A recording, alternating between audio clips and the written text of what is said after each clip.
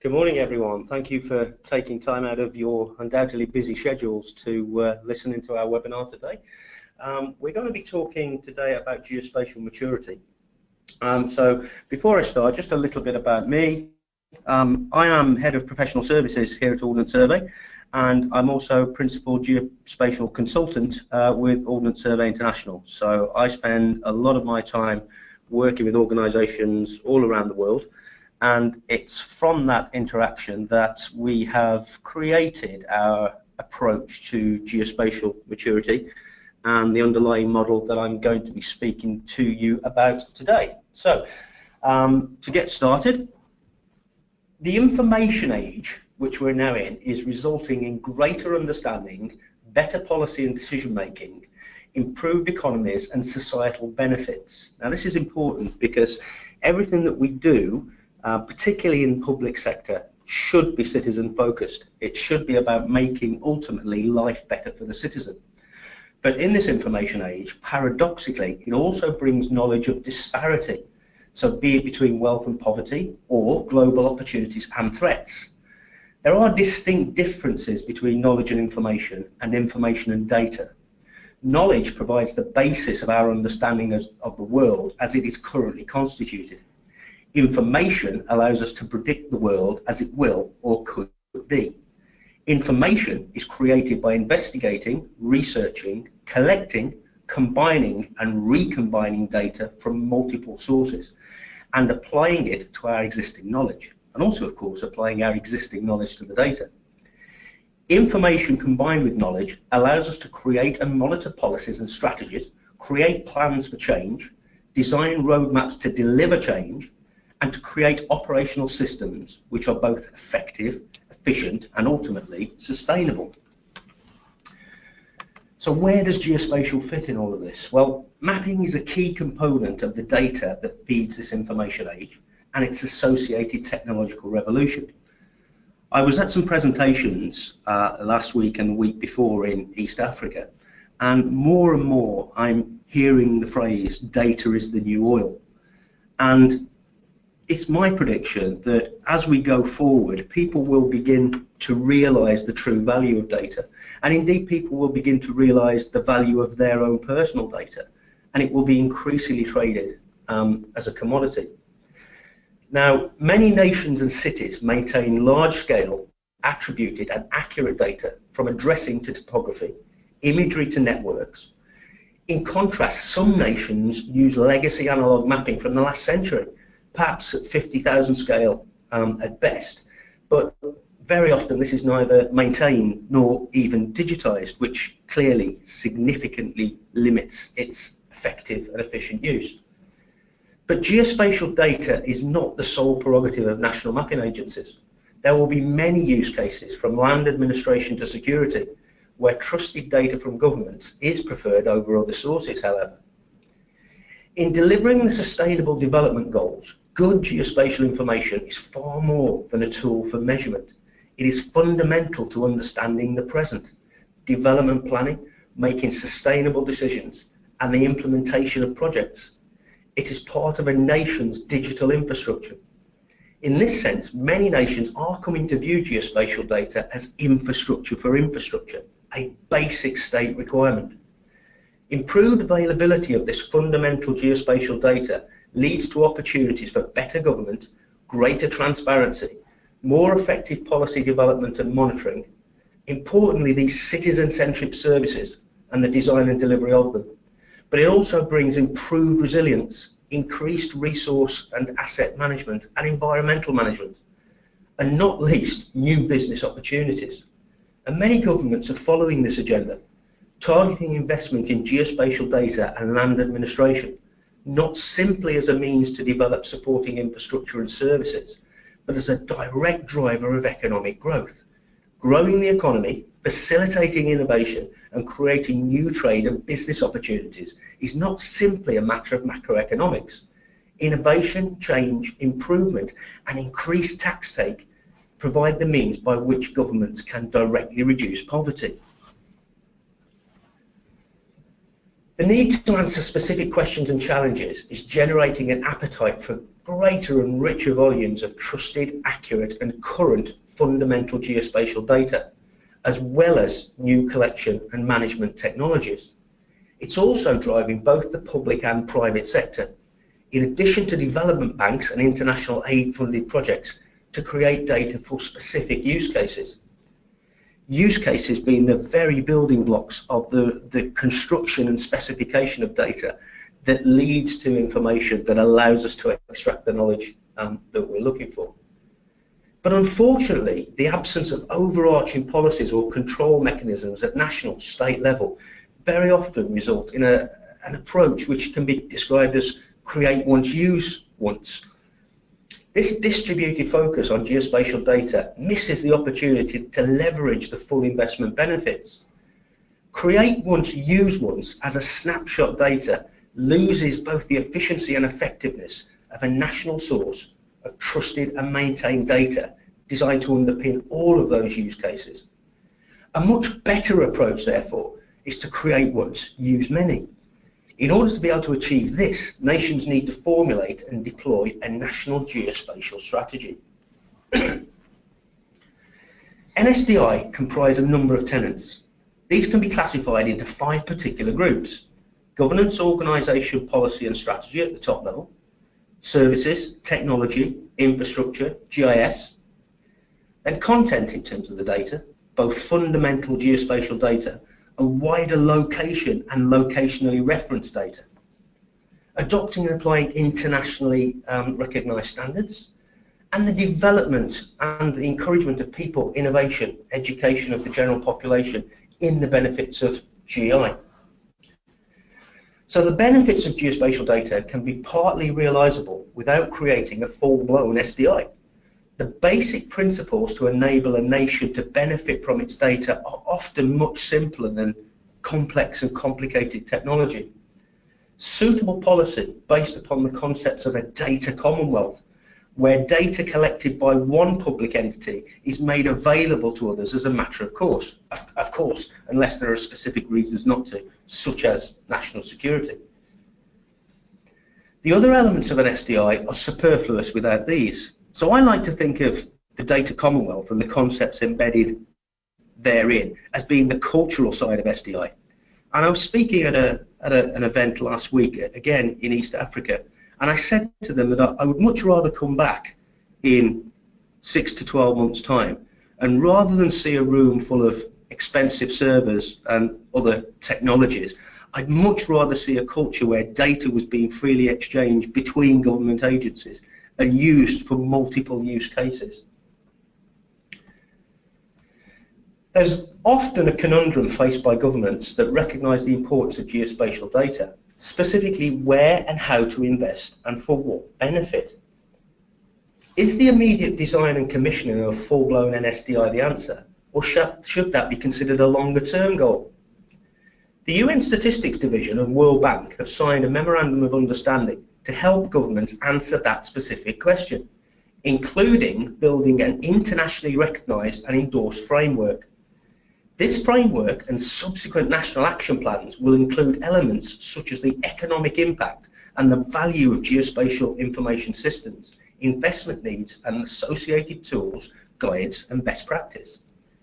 This will enable individual governments to create action plans against a recognised framework and to commit funds to implement national systems tailored to their own situations.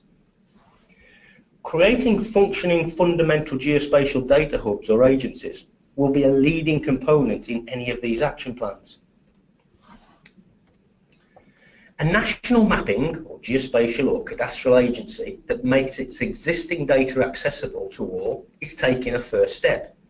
Creating new data or maintaining data sustainably is the next big leap. Leveraging partners, including the open community, requires a level of maturity of thought and of action, and of course understanding of the communities and what they can offer. But to take steps forward, it is important to understand the present and what a sustainable and sought to be or future state might look like. Simply put, to invest wisely, a government needs to know the current and the target geospatial maturity for its geospatial data agencies, their technology platforms, their architecture, and not least the data that they produce. With increasing geospatial maturity comes the ability to make wiser and wiser investments. However, targeting and prioritizing investment is only the first stage in the process. To be sustainable, an organization's maturity should be considered across both geospatial and the operational aspects of an organization. In this case, how national geospatial data agencies operate. So the concept of geospatial maturity considers the familiar functions of data capture and maintenance processes, data management, approach to data sharing, use of geospatial technology, and the applications of standards. But to be efficient and sustainable, it also needs to consider the approach to building its products and services portfolio, licensing them, and creating products and services. And importantly, how it leverages the benefits of good, focused quality management. Operational maturity looks at the constitution, strength, and ultimately the resilience of an organization. Sustainability is wholly dependent upon these factors. Maturity needs to be considered across corporate governance, corporate strategy, the approach to the investment portfolio management, as well as the approach to stakeholder engagement. A resilient organization will be able to have the financial and human resources to deliver its strategy, and it will configure and manage its operations and supply chain effectively. Crossing both geospatial and operational maturity is the need to consider the value generated for the nation, including those all-important opportunities to innovate, improve, and create new economic and business opportunities. The root of that being to increase ultimately the tax take for further inward investment.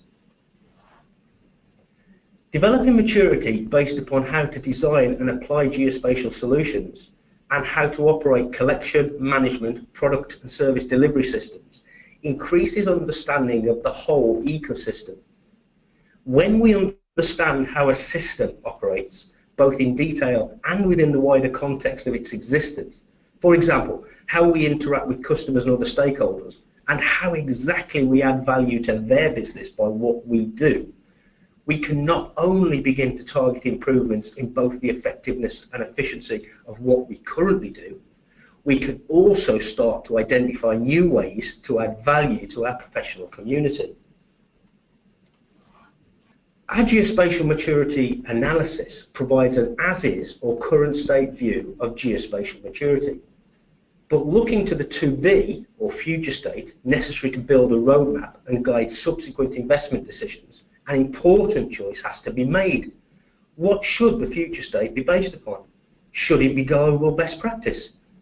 Are we trying to build a world-class or best of the best solution simply because that is the logical ultimate goal? Well, our GMA argues not. Fundamentally, by definition, maturity is not a fixed concept. The idea of ultimate maturity exists only in theory. What represents ultimate levels of maturity today will not be true for tomorrow because the world moves on. Similarly, emerging technologies, applications, global trends, local and regional priorities, natural and man-made change all drive the need for continuous technical and methodological evolution. But simply being at the current zenith of technical evolution today is not necessarily the same thing as possessing a relatively high level of maturity. It is, however, having the quality of maturity based upon knowledge and information, good governance and sustainable policies that allows organisations and indeed nations to evaluate their current and future capabilities and to make an informed choice as to where on the evolutionary spectrum they need to be.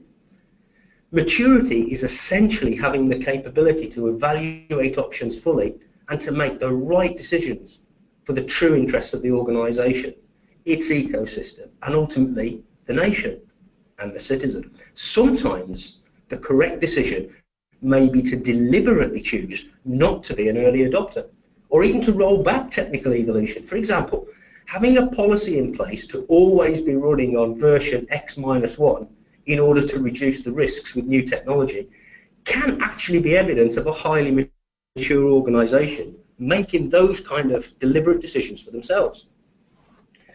So maturity should be measured against the needs of the key national stakeholders, customers, and the environment in which the organisation operates. It can be cognizant of, but not compared with, good practice. This enables a fit for national purpose approach to creating, maintaining, and supplying geospatial data. So therefore, it's not a one-size-fits-all. A nation that knows the current and desired maturity of its national geospatial organisations across the many different components of geospatial and operational maturity. Some components will need significant investment to reach desired levels of maturity, but others will not require that investment. Some will be achievable through policy change, others through investment in technology or managed services and training. Critically, a nation is in a position to have confidence in the derived investment roadmap. When we look at the required state of maturity and we map that against our stakeholder community and their needs, and if we do it on, let's say, a simple device such as a radar plot, and we map 2 lines on there, line 1 in blue, maybe the organisation's current as-is state, and then we map the future state, let's say with a red line, and that will give us a different shape. And between each of the common points, there'll be a delta, there'll be a difference. Now, some of those deltas will be positive. So it will be our maturity is lagging behind the maturity that's required by our stakeholder community. And that requires a positive investment to close that gap. However, some of those deltas, very often, are negative, meaning we are already at a higher level of maturity than our community needs us to be. And this is a very powerful tool once we discover this, because that enables us to modify the roadmap to be able, even in some circumstances, to halt or even roll back investment in areas that we don't need to be so mature and retarget that investment to closing the deltas where we're behind the curve.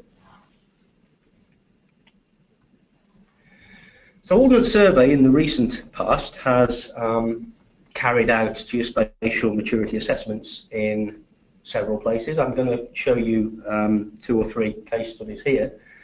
The first one, we worked in Oman, and we worked predominantly with the National Survey Authority and looked at their maturity as is, conducted stakeholder analysis amongst their key government partners and stakeholders, and then produced a prioritised roadmap of how and where NSA could better meet the needs of its stakeholder community.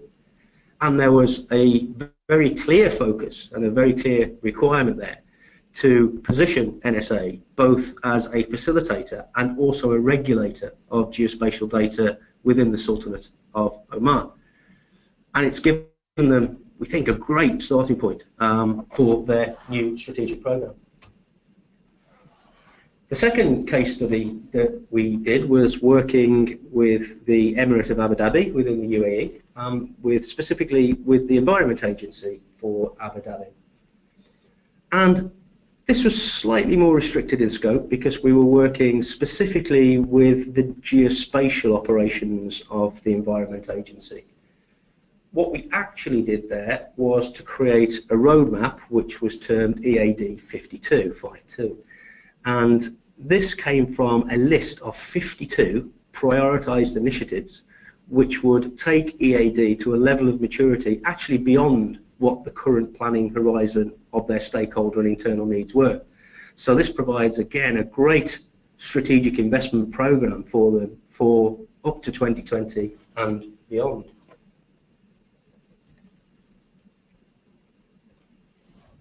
The third case study, and I believe I'm looking at my colleague here, I think these are all available on our website. I'm getting a nod there. So the third case study was a very wide-ranging strategy formulation piece for Survey and Land Registration Bureau in Bahrain, the Kingdom of Bahrain. And essentially, Survey and Land Registration Bureau, as it says there, 2 parts of an organisation were indeed 2 separate organisations coming together within one new agency. And Ordnance Survey worked with SLRB for a 10 to 11 month period where we redefined their entire combined corporate strategy to produce a new integrated strategy.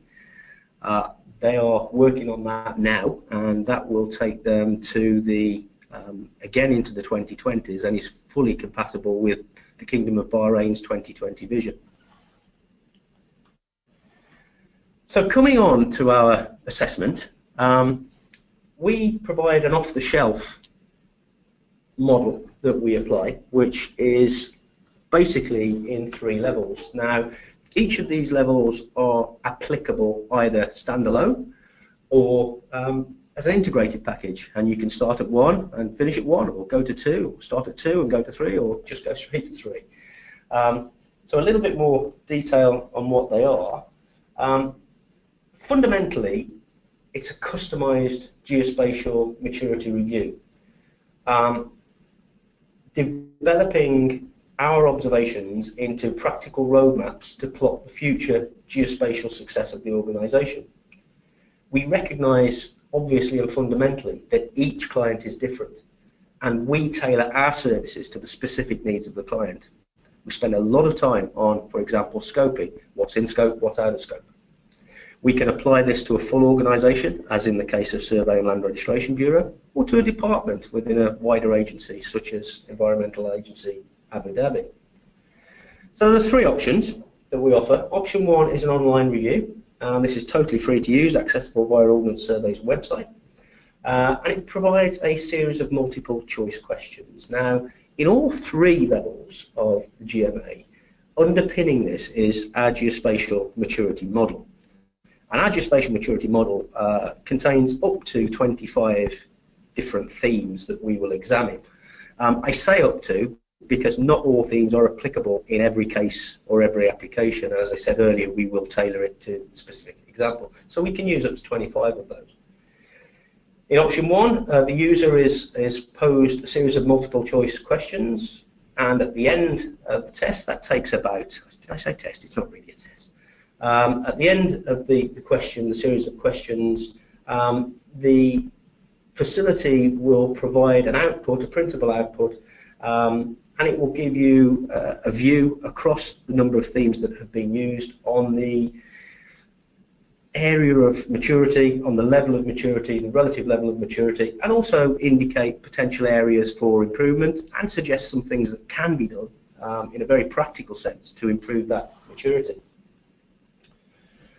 Level 2 is a 2-day on-site maturity review, typically, and we look at operational and geospatial capabilities through a series of structured interviews with key internal stakeholders, key staff and associates.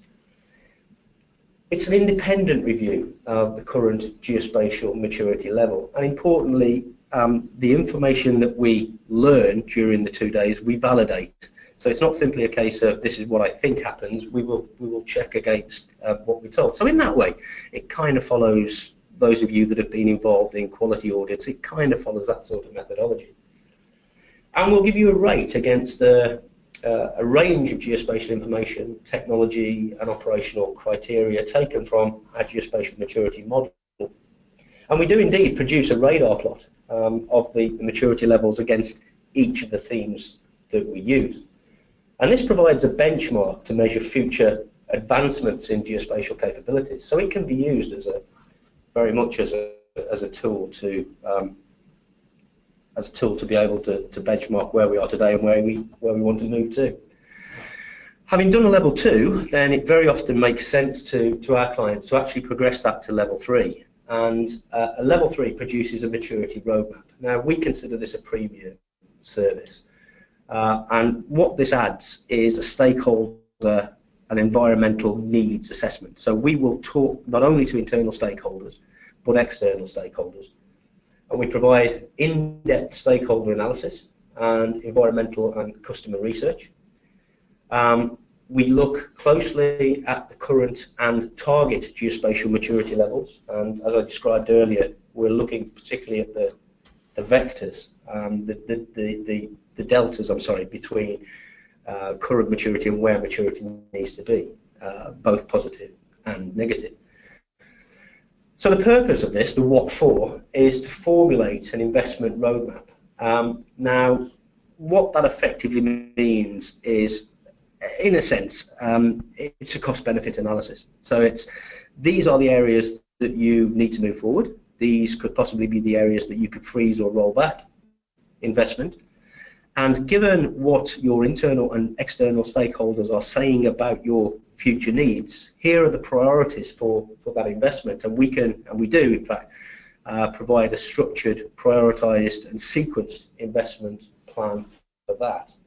What we also attach to this is a schedule of resources and costs, and also an assessment of the potential return on that investment. So again, the level 3, the roadmap, becomes more than simply this is what you could do, or a shopping list or whatever.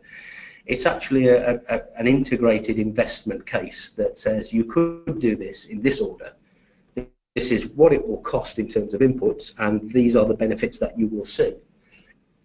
Also, what we put into there is the result of our global knowledge on current trends and emerging technologies, for example, and we will build that into the roadmap. So we're not simply looking to deliver maturity as it's defined today, but we're looking to define your maturity roadmap into the world that we can foresee in the timescales that your stakeholders, internal and external, need you to be evolving over. So for level 1, for the online test, as I say, that's completely free to all users. Log on, take the test. It will provide you with a printout, and it will give you an indication of scores. There is a little health warning caveat on that it's purely self-perception. So if anybody did want to score ultimate maturity across the whole piece, you could simply lie, and that would provide you with that. I don't know. Maybe it's staff reporting time, and you need some evidence, so that might work for you. But levels 2 and 3 is an objective report, observed, interpreted by experienced Ordnance Survey staff. And incidentally, I struggle to use the word consultant in terms of the people that Ordnance Survey use on these assessments, because we're not consultants in terms of a traditional view, in that that's our job, that's all we do. The people that we use to conduct these analyses are all themselves practitioners, so they're dealing with these issues day in, day out, whether it be technology tracking, continuous improvements in effectiveness and efficiency, looking for sustainability and cost-saving gains. All of the people, each of the people that we use on these projects are actually solving these problems in real time for themselves. So the specific outputs are full assessment. These are for levels 2 and 3. Full assessment report, guidance on aspirations and how to achieve the aspirations, the benefits of the improved maturity, so what's the point, what am I going to get out of this, and a development plan, and hopefully a roadmap to success. So I think that brings me to the end of what I wanted to present on Ordnance Survey's geomaturity. So I'm going to hand you back. Well, again, thank you for listening to me. I appreciate you're all busy people, so I'm going to hand you back now to Gemma. Thank you so much, Neil, and thanks everyone for listening in today. We hope you found it really useful. The online assessment, as Neil mentioned, is available at os.uk/GMA, or feel free to email myself or Neil directly. Neil's email is up there on the screen at the moment. Not to keep you for too much longer, if anyone would like to ask any questions, now is the time to do so. If you don't feel comfortable asking anything in this forum, again, please feel free to get in touch with Neil or myself at a later date. Okay, so we have one question here. Who in, I think what this is saying is, who in the management of the organisation should be seeing the results of this? I would always advocate to, I've spoken to many organisations, and really chief officer, chief executive, chief operating officer are generally very interested in any type of maturity assessment within their organisations. Obviously, if it's the online test that we're talking about here, the online review, it will be reflective of the person or persons that take that view. But you know, if it's somebody intimately involved at director level or head level or even team leader level that's taken produced the results, I would support, I would encourage you to, you know, email those results over to your chief officers and offer to have a discussion with them about that, because boards, chief execs, chief officers are always looking for how they can improve effectiveness and efficiency of their organisation, and they're looking for ways that they can scale their current investment portfolio. Is it heading in the right direction? Is it still valid? And I think adding some of this fuel into that machine is only going to help to shape those questions and answers, and hopefully provide more focused investment. There's no more coming through at the moment, so we'll leave it there and let you get on with your day. I'm sure you're all very busy. As I said, please do feel free to contact us at a later date via email, neil.dewfield@os.uk, or myself, gemma.jones@os.uk. And that free online assessment again is at os.uk/GMA.